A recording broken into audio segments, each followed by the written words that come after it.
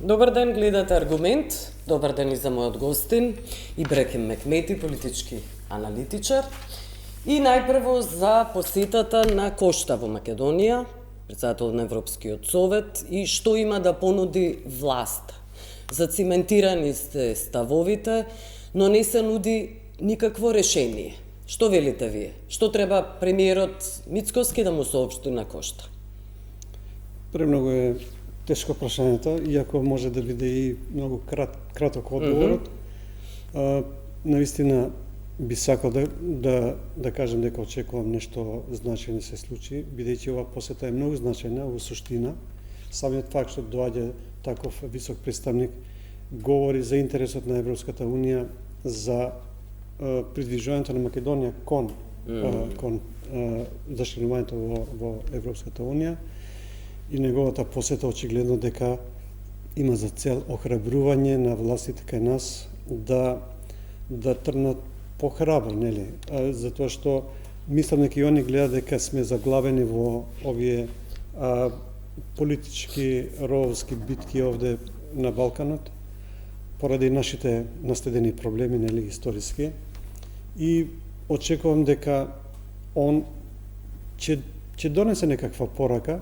Сепак, не верувам дека он доаѓа туку така само да разговара.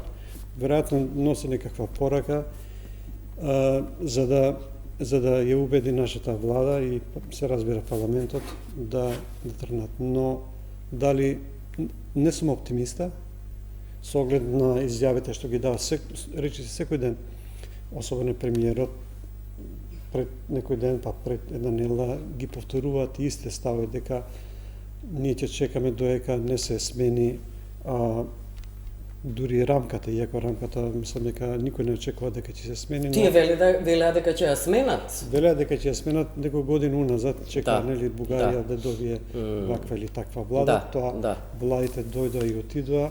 Сега имаме стабилна влада, но очигледно не е таа што со која може да се разговара на ваква тема, значи на тема на промена.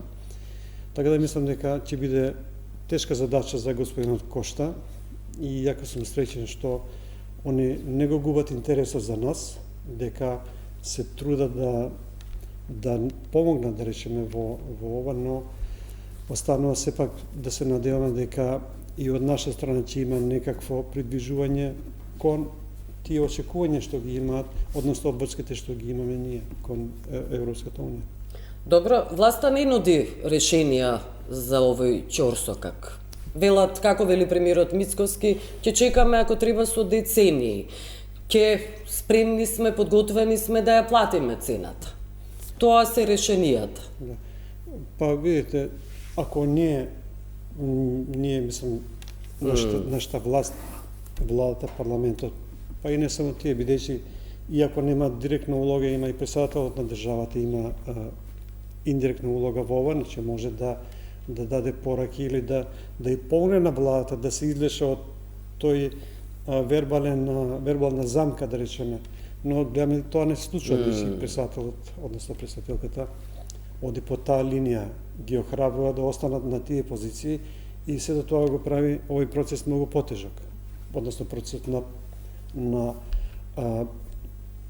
како да речем, разбивање на оваа блокада која што е тука, сега кој е крив, кој не е крив, не е битно, но таа е тука. Ние треба да ја разбиеме, односно власта и парламентот. Ако не се случи ништо.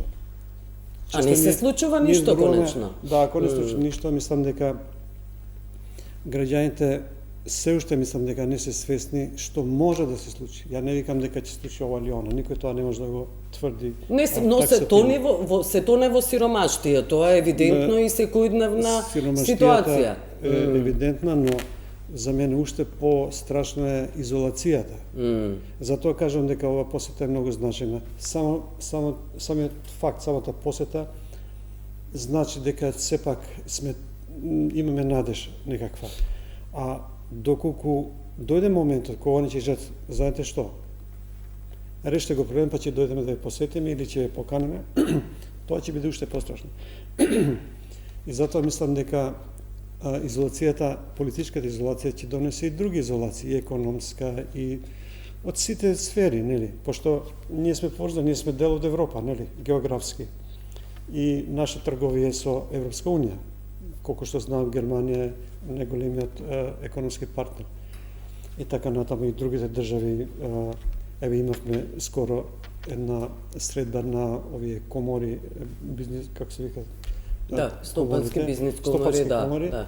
И они сакаат да го зголемат, да зголемат трговската размена. Значи луѓето сакаат, бизнисот сака да граѓаните сакаат, но клучот е кај владата. И парламентот, иако кај нас владата, за жал, ги контролира сите кои, добро, тоа и таков е системот, нели?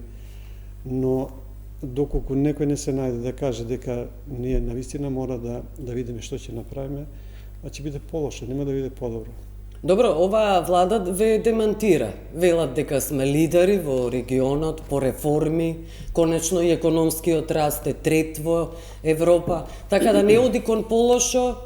Тоа е репликата на владата, туку напротив, се подобро и подобро и оди на оваа држава и овие граѓани. Па добро, но некои луѓе може да им оди наистина се подобро и подобро.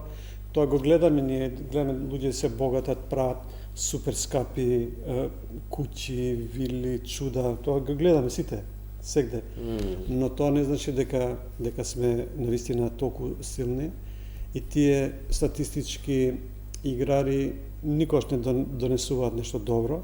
Ти може да кажеш дека нашиот раст е трет по процентуално, но зависи од кај тргнуваш. Нели? Ако ти тргнуваш од таму негде многу доле, Германија не може да има 4% раст на бруто домашен производ, бидејќи за нив 1% е нешто, зашто има се многу високо. Кога има достигнато врвот. И сега ние погледаме така дека ние сме најсилна економија, тоаш не е коректно, мислам, кон граѓаните треба да ми се објасни што тоа значи. Се гледа бруто домашниот производ, ако платите, животниот стандард, колку лекари имаме на колку на одреден број на граѓани или овие социјални услуги, здравствени услуги, тоа се гледа, не се гледа по тоа ти колку си направил раст на БДП, како се кажа, бруто домашен производ, тука се гледаат многу повеќе параметри, ако си се сериозно. Не е БДП во прашање. Така да и овие реформи за кои зборуваме за реформи, политички реформи, нели ова. Можеби не гледаме све тоа што случува, но тоа е лошото, зашто ние би требало да ги видиме тие реформи. Ако тие реформи се само во фасциклите на тие закони што се носат или не знам што се прави таму, тоа не е реформа. Реформата треба ние да ја видиме. Треба да се чувствуваме, да бидеме среќни дека одиме напред, правиме нешто. Немаме отчет. Владата да излезе или парламентот да излезе еднаш неделно да направат некоја конференција или пресконференција, брифинг да каже дека ова недела толку закони сменивме, овој беше ваково, направиме таков. Тоа би било нешто, тоа што ние би виделе дека не случува. Ако тоа се случува само на техничко ниво, дека на брзина талан се прави, се затвара фастиката, се става фиока, тоа што не значи ништо. И тоа ние колку пати сме добиле, да речеме, коментари дека формалните закони се донесени, закони не значи дека вие сте подобри во демократски од демократски аспект, туку тоа треба да се применува и прашањето колку тоа се применува. И затоа мислам дека не сме баш толку добри, а уште помалку подобри од, не знам, од најдобрите. Да, и за европска интеграција овие реформи кои се делот, нели, од сега по што ги мериш тие достигнувања? Кога Црна Гора веќе ги затвара овие поглавјата, Албанија ги отвори сите, сега почна да ги затворат, имаше пред една недела месечина нека состанок таму во Брисел, дека официјално почнуваат да работат на затварање на поглавјата.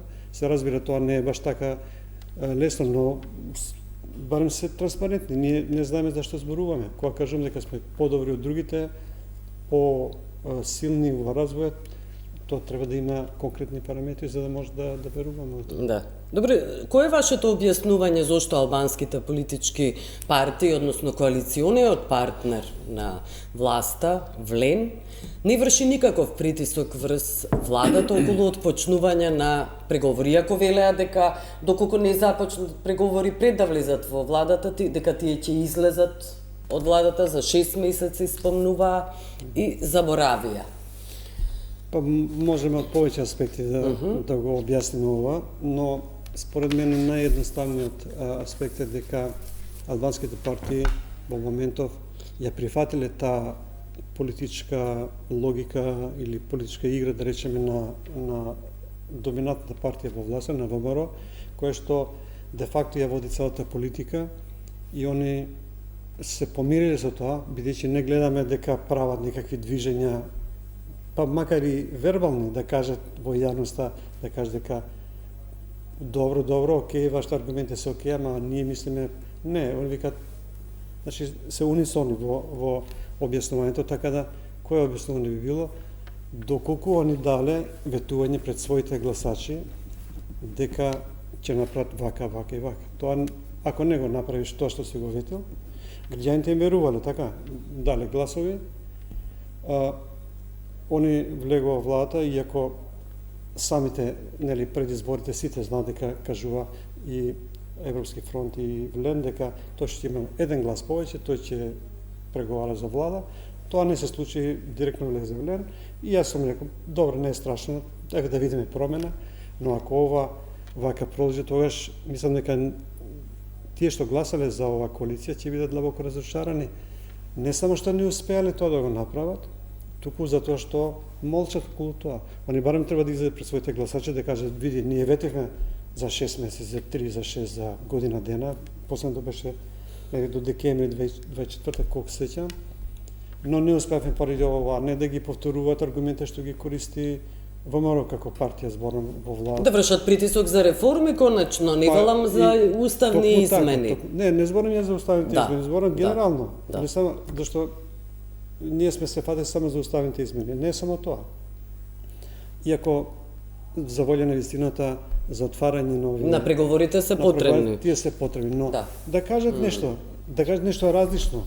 Нели, пошто они давале различни ветувања. ВМРО кажуваше и на во кампањата. И ВМРО сосем окей. Они вика, ние нема да ги отвориме додека не се случи ова. Ови вика, не, ние ќе натераме владата да го направи ова и ова. И сега треба да кажеш зашто не си успеал, знаеш. Не значи дека треба да дадеш оставка. Ја не викам дека автоматски треба, барем да објаснат и мислам дека секој ќе рече, окей, добро, барем сте се обиделе нешто или дека давате некоја изјава. И затоа мислам дека шансите да се промени нешто се уште помали, бидејќи немаме никаква енергија, да речеме, внатре во самата влада, која што би водела кон тоа да веруваме дека нешто ќе се смени.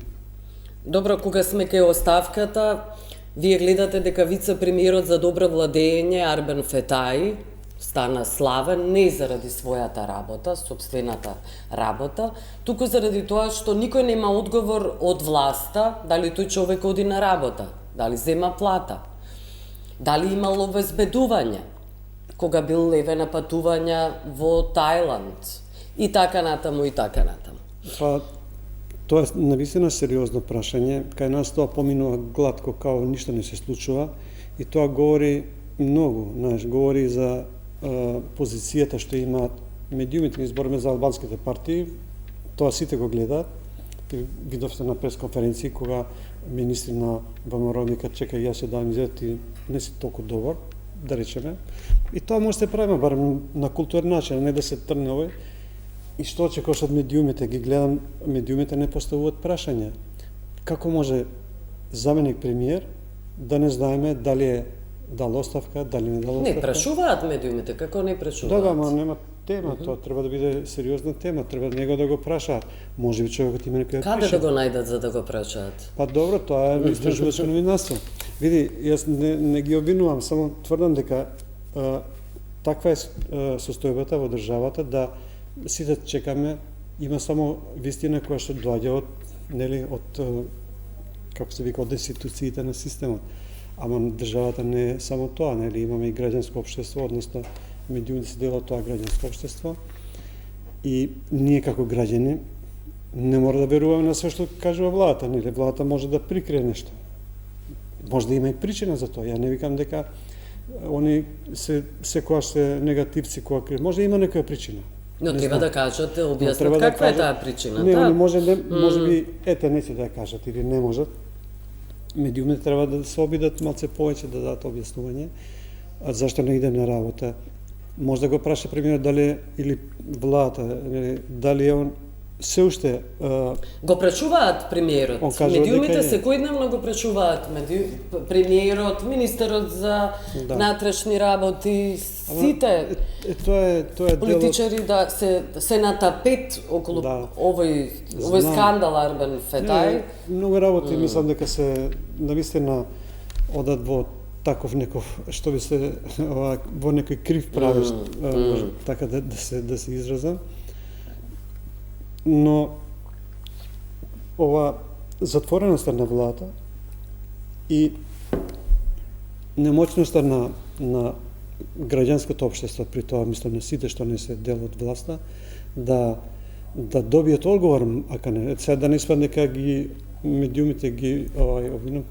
Тоа го зборам бидејќи јас самиот сум работел како новинар и малце тоа го следам повеќе, но и другите сегменти на општеството.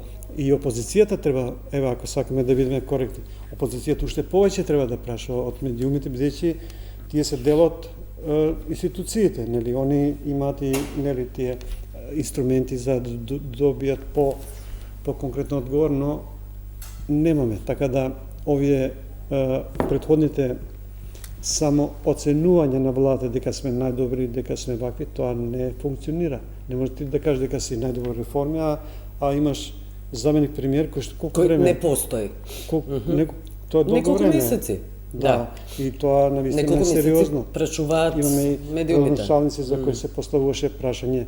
Може би има причина, не викам дека сите се криминалци или нешто таму, ама треба да знае јавноста, бидејќи тие се јавни функционери и треба да се знае. Не, бидејќи заради тоа што граѓаните ги плаќаат пред се. Не сум, види, плаќањето за мене една работа, но штетата што може да настане од нивната неработење или не знам што е многу поголема. Он може тие пари може да ги заработи на друго, тие се повеќето од нив има. Не, се додека е разбирам, во власта, не, сакам да кажам. Односно во институции. Не, сакам да кажам, нема да станат гладни они и да ми ја укинеме плата. Проблемот е што ние имаме штети, ако одиме нели таму никој не почитува никаков закон, се гради, се руши, се прави, цела држава е раскопана, да речеме, и тоа не е само прашање на земење плата, туку е прашање на одговорност, ние како граѓани на кривична одговорност. Да, очекуваме, па и политичка, зашто ние како граѓани очекуваме нашите градоначалници, министри кои што имат власта од нас и нашите пари нели ги трошат за проекти, има право да знаеме барем што се случува. Ние некојаш може да имаме лоша представа. Прифаќаме и тоа дека некои работи не ги јас како поединец, но влада има обрска. И не само влада, него сите функционери да бидат одговорни и ако не можат да направат нешто, треба тоа да го објаснат. Ајде околу албанското прашање и одбивањето на, еве сега, конечниот збор не го знаеме, го очекуваме, околу полагањето на албански јазик на правосудниот испит. За што се конечно се кренаа студентите? Да. Според мене тоа е чиста политика, затоа што она што ги слушав експерти, ја колку што можам да разберам, таму не требаше да биде тема ова, а не пак да има работни групи, не знам што. Мислам дека тенденцијата е да се проблематизира све што може да се проблематизира и овој револт што се појави кај овие студенти што протестираат, не само кај нив, се толкова како дестабилизација веднаш и тоа мислам дека е дегутантно за секој протест, дестабилизација на државата. Значи, треба да се забранат протестите, бидејќи се дестабилизираат. На албанците, особено кога албанците протестираат. И опозицијата, ако протестираат тама 20, колку беа, 100, десетици, стотици, која беше пред година нешто, и веднаш дестабилизација. Мислам тоа, па се пишуваат писма до НАТО, до Европска унија, не знам што. Тоа е навистина страшно да се третираат проблемите на тој начин. Иначе законот за јазици е прилично јасен. Јас знам дека се работи, пошто следев тоа што се правеше. Тоа не е као дел од интерес да речеме. И ако се почитува законот, мислам дека немаше да имаме вакви проблеми. А тие што мислат дека вака ќе ги затегнеме, па на крај ќе попуштиме, мислам дека прават голема грешка. Ако мислат дека во односите македонци албанци или македонска власт албанци као граѓанско општество, видите на тој начин се ствара револт кој што се и тие што не сакаат не сакаат било какви проблеми, сакаат да живеат мирен живот. Еве има полно луѓе што неќат никакви проблеми. Кога ви им отварате такви сензитивни прашања, сите се мобилизираат на некој начин, сите се чувствуваат револтирани. Ако е тоа целта на владата, добро, тоа ще е на добар пат, значи да ги дестабилизират односите. И албанскиот партнер во владата, мислам, барем тоа треба да биде свесен, дека на нив нема да им донесе добро, ако ништо повеќе. Не мора да размислуваат они демократски, него политички размислуваат. Политички тоа е штетно за нив. Според мене, сега, они може се имаат своји проценки и луѓе да имат различни ставови, но ја мислам дека и се прави лошо за државата, бидејќи ние овие 30 години, не само овие од 2001, туку и 1991 кој имаше протести, нели, тоаш јас сум ги следил тие настани како не знам, и цел време постојано имаме некакви турбуленции, некакви тензии и што тој што мисли дека на тој начин ќе ги закне своите позиции односно на својата заедница. Ја тоа сум го кажал и за албанци, и за македонци, да не бидам сватен дека јас ги бранам само албанци. Не, јас сум го кажал и албанците кои притискале за некои работи што мислам дека не биле. Ама ти имаш закон сега, не може да ги смениме ние законите како ќе ни текне. И уставот стои тамо. И ако гледаме историски, ќе најдеме објаснување за некои работи. Но секој тој што се обидува преку затегање, буткање, само и ги расипува шансите на Македонија да биде убава држава. Пристојно место за живење. Убава во поширока смисла, и она некој викат убав човек во смисла на Македонија има шанси да биде многу среќна држава. Навистина имаме ресурси, имаме позиција добра, можеме да ги искористиме сите работи што не ги гледаат политичарите, ние ги гледаме како граѓанско општество. Јас сум работел со различни проекти и гледам потенцијали за све. Може да бидеме побогати и од другите, можеме да бидеме по-хармонични како општество, и меѓуетнички односи може да бидат многу добри, бидејќи историски сме имали добри. И добри се односите. Односите подобри него ли што и ако ги споредиме и во Европа конечно. Можеме да кажеме дека сме пример за добри меѓуетнички односи. Да, но ако гледаме зошто Македонија каска за сите процеси, јас мислам дека дело тоа е и ова меѓуетничка недообра, не само граѓаните. Граѓаните нема толку големи проблеми, за среќа. Добро, живеат граѓаните во паралелен свет. Мора да се биде честен и да се каже. Видовте сите овие кампањи, изборни кампањи се за етнички. И сега вика албанците отварат етнички прашања. Па не, видовме во ВМРО, цела кампања беше етничка. Па некој се да само дури оде по таа линија, имаше и кај нив. И се тоа прави нашите позиции стануваат, па и односот со Бугарија, па и тоа е, ако гледаме така, нели етнички, имаме тука елементи, се зборува за етнитет, за јазик, за ова зона. Ја не викам дека не се оправдани, ама треба да бидеме реални, да кажеме дека ние имаме многу проблеми од етничка природа, не само албанците кои барат нешто, ова се етнички прашања се повеќе. Проблемот е како се пристапува кон нив. И јас сум кажал и ова сакам да искористам приликата. Ниедна влада не може сама да ги среди меѓуетничките односи.